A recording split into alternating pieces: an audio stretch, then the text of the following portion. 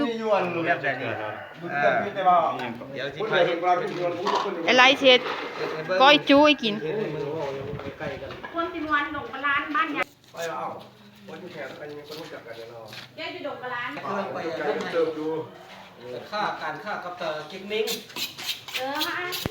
เก็กมิ้งเก็กจูล้มงัวปั่นพูดเก็บพูดบุญกระถินขายทานน้ำเจ๊กเม้งแต่พตู้ยังบ่ตายว่าอยู่ขายทานแต่เฮือนเจ๊กเม้งเป็นเฮือนไม้ทานแล้วก็ขายขายไม่หา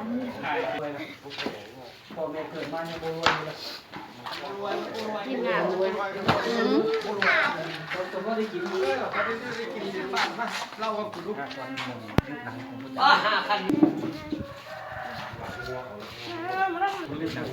มีดบ่เข้าทั่วไก่หมดให้ปล่อยไม่เท้านี่มันฟ้องจะเป็นได้ไกลเอ้ยจุละเตะต่อยกันแล้วเนี่ย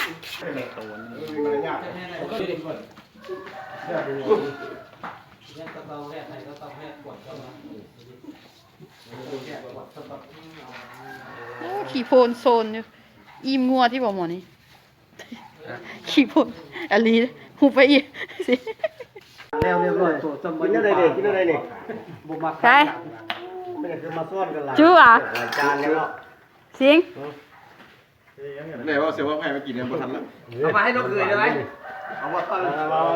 าจังไงสิงเราอยู่ประเทศลาวมันต้องเห็นมันหวานเลยมันเป็นนกเคยลุงมันต้องวาดทุกอย่างอะไรเบิ่งดูปะนี่อะไรจูเบิ่งดูเอามืออินเดียเขาบอกจบเนี่ยโอ้คนอินเดียยังเป้ไปกินยังเป้ไปตับอยู่วะเดี๋ยวคนลาวสุดยอดเลย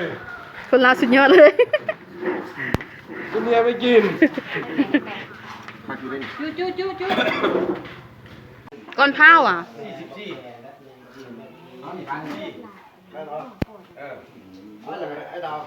แล้วจะโลก็จะสั่งอยู่กินอะไร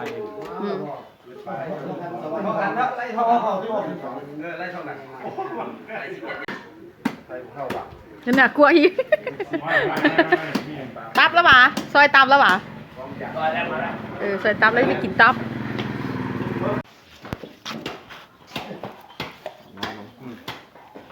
สร้างตัวนี้เลยครับสร้างภาพนี่สร้างมาแทนพวกเราเนี่ยพุ่งโคตรกินวันนี่นะตากล้องป้าอีกว่าซะอะไรเซียนเป็นยังไงสิงหวานบ่ที่โทรหาเสี่ยวบักนวลตรงไหนนะมาแล้ว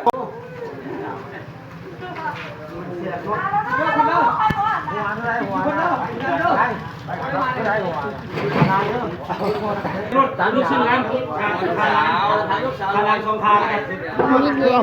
มีดซี่นะเลยย่าเสียงเอามีดซี่นะน่ากลัว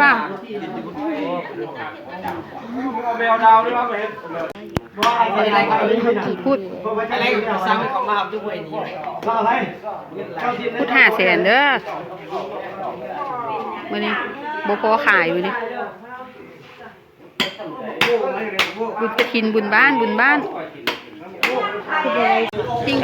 แดนมาห้องนี่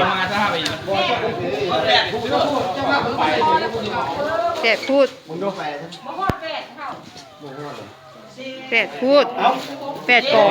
กล่องนี่เด้8แล้วเด้เอาได้พอขายคนหลายคนจีนละญาติกันได้แบบนี้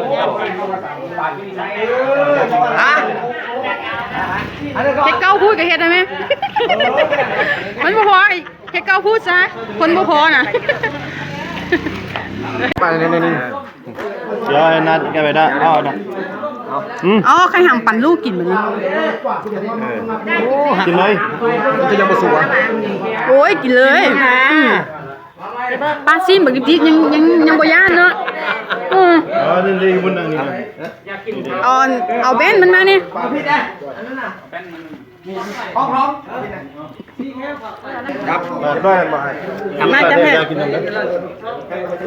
ไม่ละ เดียว ไม่ละ โอ้สนีเฮียงแท้อ้ายข่อย แกงคนแบบ ยังจ้ะ คนที่ เอาเนี้ยาวๆนะห่ำมันว่ะ เมียคนที่ห้า ไอ้ไรเบ้นมันว่ะปิ้งยาวๆอยู่น่ะ โอ้ยปากมาอะไรอ่ะ ซอยนั้นมากินด้วย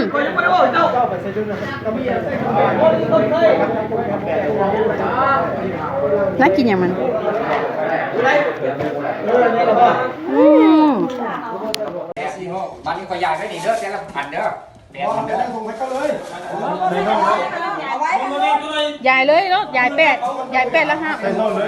บอลียายมันถือกับแม่ยายเป็นกองอันบอแล้วใส่บอยายเป็นกองก่อนแล้วจังจุกใส่ นี่ของเราเป็น ย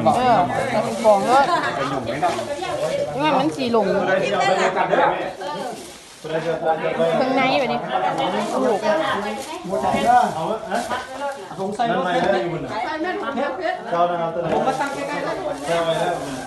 เนี่ยบอกมีช่องนึงมาใส่นี่ ไอ้เมืองเวียนมาแล้วไปใส่มา ไม่เข้าคุณเลยลองสาวที่เชิญกับคุณเด้เขาจะกิน เฮ็ดอกหัวงัวเด้อกับเลือดเด้อไอ้เมืองอกหัวงัว ไม่ได้ลมพูม บอกเล่ดิ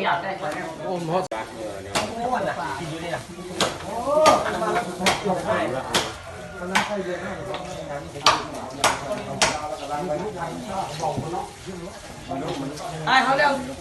ตัวนี้ละเขาเรียกไปวะเนี่ยคัดไปคัดเอาบ่โอ้ยเร็วเลย ตีนแล้วมันอยู่กับเครื่องในที่นี่ถุงละ6 โล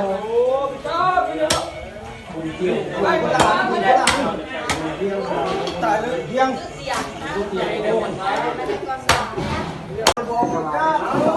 อะ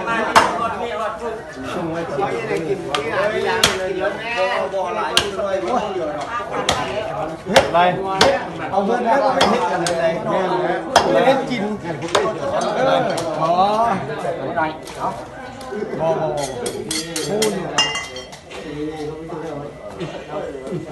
เฮ็ดเท่านั้นขายในที่เดียวซีพูดทางเสียเลยบ่ได้ได้โอเคผ่าน เอาไปเลย เอาเปิดเลยพูด500,000 มันเป็นตะเอาเนาะเหลือมันพ้อกันบ่ไอ้ไรเครียดไม่ทราบกูบ่ได้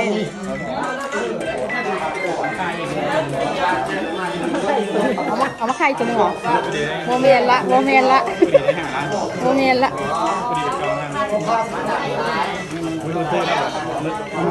ล้วบุญแล้ว แล้วอุ้ยเป็นเอากำเฮาพี่กับ10,000กับ68,000นี่คือผู้ชายว่าด้วยกันมีได้4 ไง แล้ว อยู่กระเทียกับเลือดกระดูกปลาส่งแล้วฮะสองแล้วละส่งสุดนะ แล้วเราบ่ ยัง แล้วเราบ่ แล้วยังหมดแล้ว เดี๋ยวเราเอาก่อน เหลือนี้ ที่ตลาดกับ800,000เลยชุดนึง รองเท้าห่อกับ ไปราคาออกก็ได้ขาไปเอาราคาออกแล้วก็เหลือก็ไม่ค่อยลดก็เหลือก็ได้ยามาเลย โอ้ยอันนี้ผมนี่เลย ให้เราได้เนี่ย เด้กล่อง ชิงให้ไหมชิงให้แม่สิให้แม่เดี๋ยวนี้ถูกทำอะไรอะไรจดบนละหมากับเจ้าไปนะ อยู่นี่มัน7 เดือนนี่นะอยู่นี่นะอะไร